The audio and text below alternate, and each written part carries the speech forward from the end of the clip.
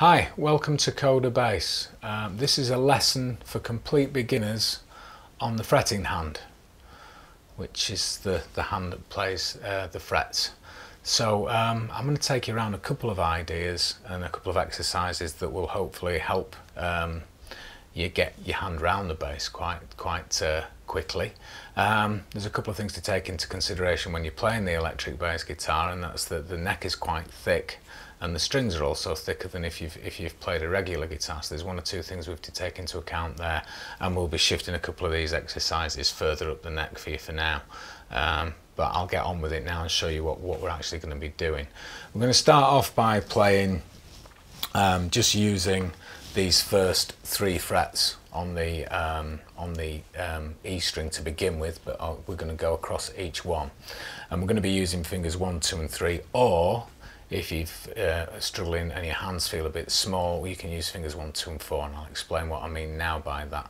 We're going to play an open string and then fret 1 with our first finger, fret 2 with our second finger, and then fret 3 with our third finger. Now that's the point that I'm saying you can replace that by putting your little finger down as well. Some players, when they're playing up this area of the neck, may well bring their little finger in, so I'll do something in a second to show you that, but first I'll show you what you can do. So you can either put down like that, or you can do this where you're putting both fingers down. It's fine to bring your little one in. If you think of, I'll just do a little riff thing. Supposing I was just playing around this little area here,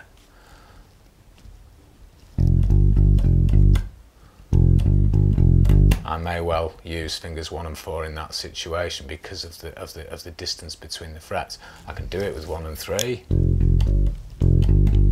so you've got that going, but I may find it easier to do it with the little one in that situation because it's quite a big gap, the fret distance at that part of the neck.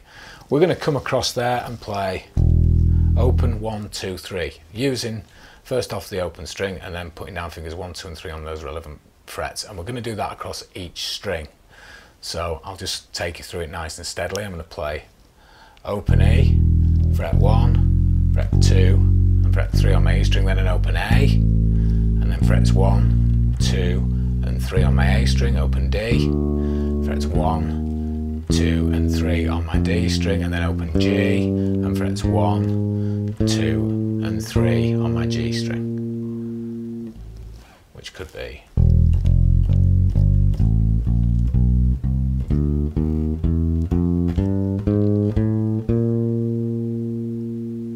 that's how to play through. I'll play that a little bit slower.